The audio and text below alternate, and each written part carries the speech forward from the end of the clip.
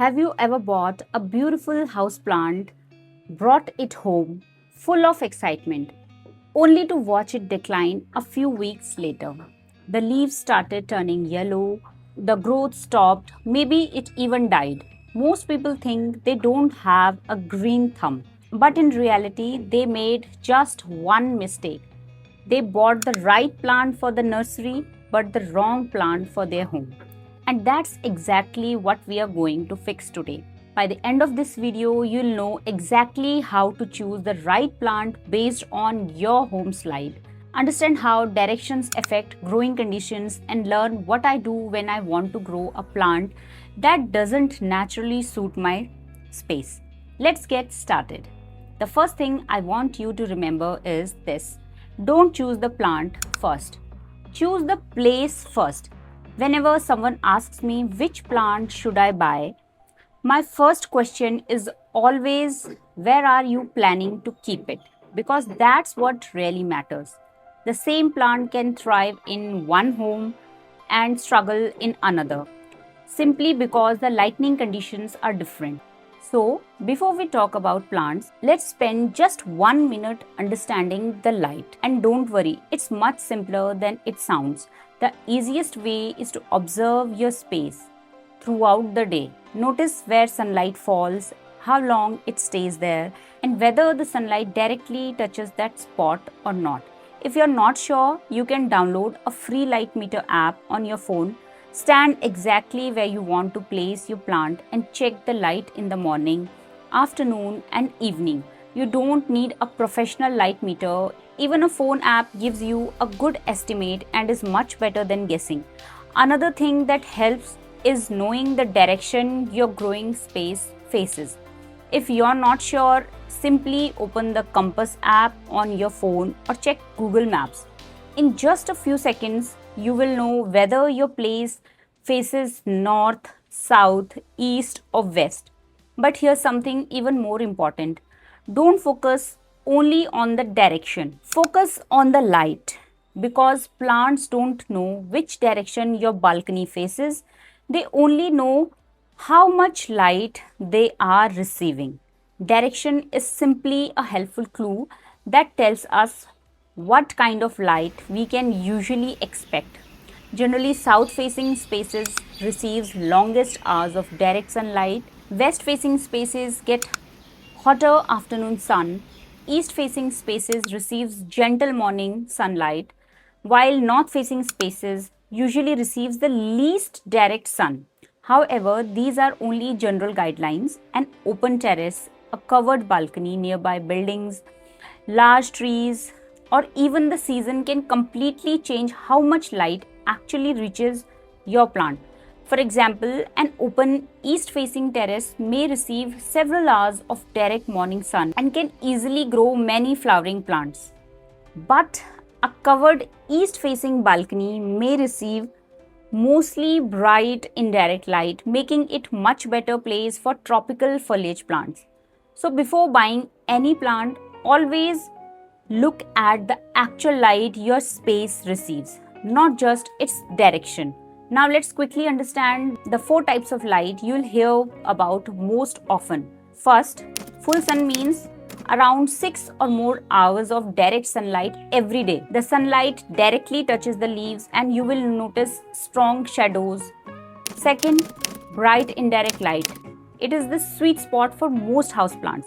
The area is bright, but the sun isn't shining directly on the leaves for long periods. Think of a plant placed near a bright window, under a covered balcony, or a few feet away from direct sunlight. Medium light is a room that receives natural daylight but is further away from the window. Plants can usually grow here, although they may grow more slowly. And finally, there is low light. One common myth is that low light means no light. That's not true. No houseplant enjoys living in the complete darkness. Some plants simply tolerate low light better than others.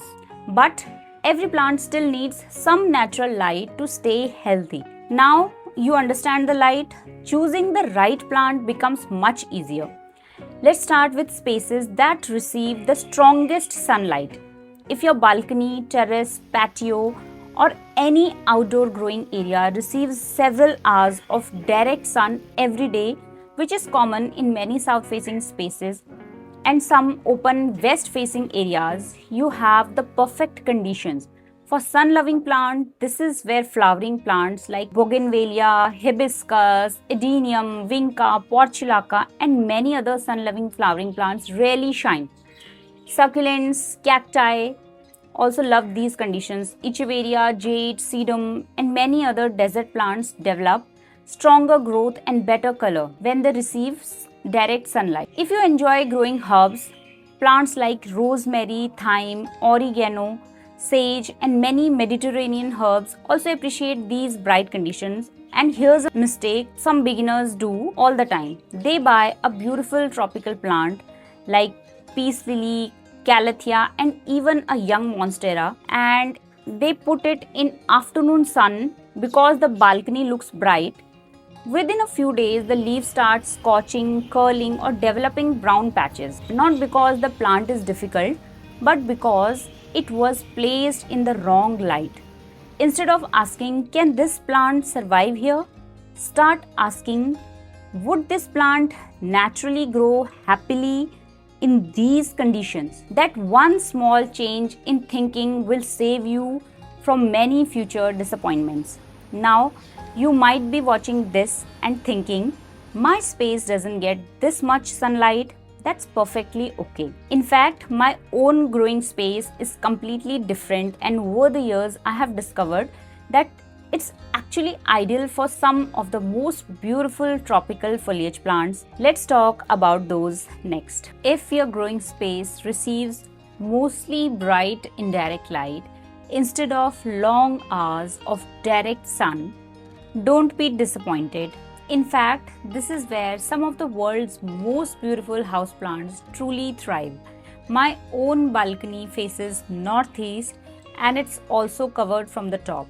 So instead of receiving hours of direct sunlight, it gets mostly bright indirect light with a little gentle morning sun. When I first started gardening, I kept trying to grow plants that preferred stronger sunlight. Some survived, some didn't. That's when I realized something important. Instead of fighting my home's conditions, it was much easier to choose plants that naturally loved the conditions I already had. And honestly, that's when my collection really started thriving. I stopped trying to make plants adapt to my home and instead started choosing plants that naturally suited my space. If you have a similar space, a covered balcony, a shaded patio, a veranda, or a bright area that doesn't receive harsh afternoon sun, you have the perfect conditions for tropical foliage plants. Plants like pothos, philodendrons, monsteras, syngonium, aglaonemas, and ZZ plants are all excellent choices. If you're looking for something a little more unique, I absolutely love philodendron Florida green.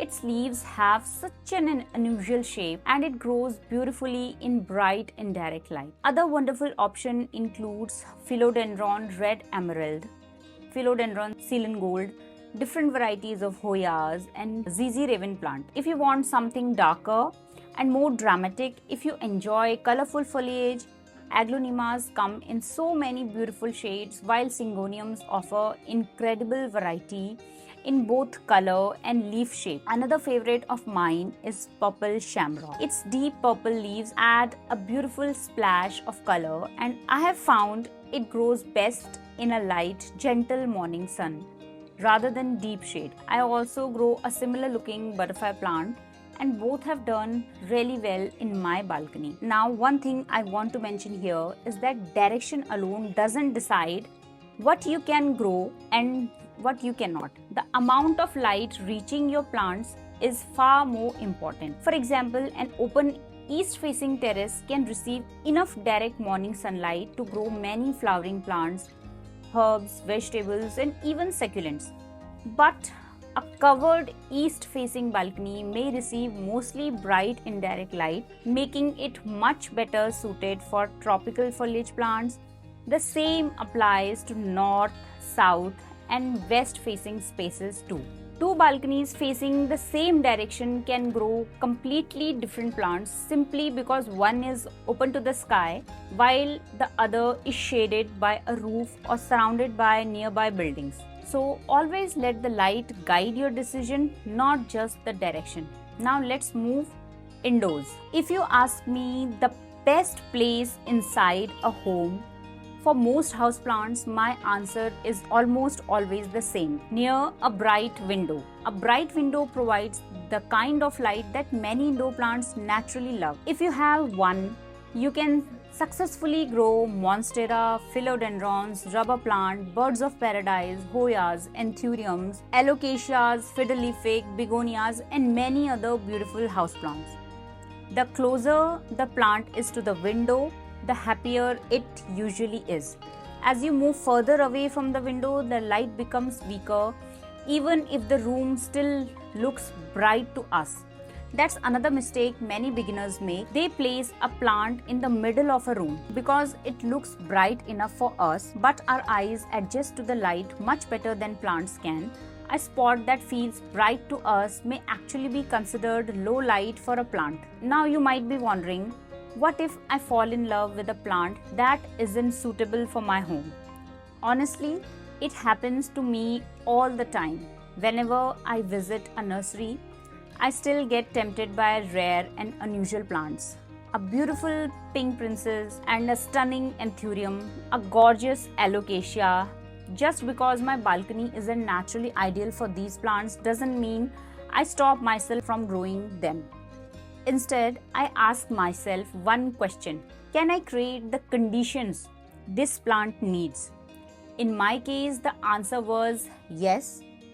I have a dedicated indoor plant shelf with grow lights where I keep my philodendron, pink princess, anthurium, alocasias, and few other plants that need brighter light than my balcony can provide. Some of these plants also appreciate a little extra humidity, so growing them together makes it easier to give them conditions they enjoy.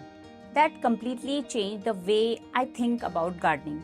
Instead of expecting every plant to adapt to my home, I adopted a small part of my home for the plants I truly wanted to grow. And that's something I would encourage you to do as well. Don't stop yourself from buying a plant you genuinely love. Just make sure you understand what it needs before bringing it home. Spend 2 or 3 minutes researching it. Search on Google, ask ChatGPT, or watch a trusted plant care video. Find out how much light it needs, whether it's beginner friendly, how large it grows, whether it prefers high humidity, and then ask yourself, can I provide those conditions? If the answer is yes, go ahead and bring that plant home with confidence. If not, maybe wait until maybe you can create the right environment for it. Trust me, those few minutes of research can save you months of disappointment. And remember, don't expect every plant to adapt to your home. Sometimes all you need to do is adapt a small part of your home for the plants you truly love. That's what I did with my grow light shelf, and it completely changed my gardening journey. Before we end this video, I want to leave you with one simple checklist. Whenever you are about to buy a new plant, ask yourself these 5 questions. First, where am I going to keep this plant? Not somewhere in the house. The exact spot: your balcony, a bright window, your living room, or your bedroom. Always decide the location first. Second, how much light does that spot actually receive? Not how bright it looks to your eyes, but how much light actually reaches the plant. If you're unsure, observe the space throughout the day or use a light meter app. Third, does this plant naturally like these conditions?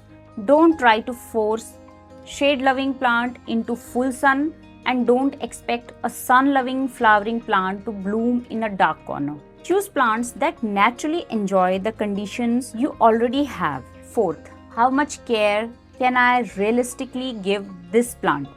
If you are a beginner or have a busy schedule, start with easy, forgiving plants. As your confidence grows, You can slowly explore more rare and demanding varieties. And finally, can I provide what this plant needs? Sometimes the answer is yes. Sometimes all you need is a brighter window, a grow light, or an extra light, or a little extra humidity, and that's perfectly okay. One thing gardening has taught me over the years is that success isn't about buying the most expensive or the rarest plants. It's about understanding them. The house plants are not growing in the perfect home. They're growing in a home where someone understands what they need. So if there's just one thing I hope you remember after watching this video, it's this: don't choose the plant first, choose the place first. Once you understand your home's light, choosing the right plant becomes surprisingly easy. Now, I would love to hear from you. What kind of growing space do you have?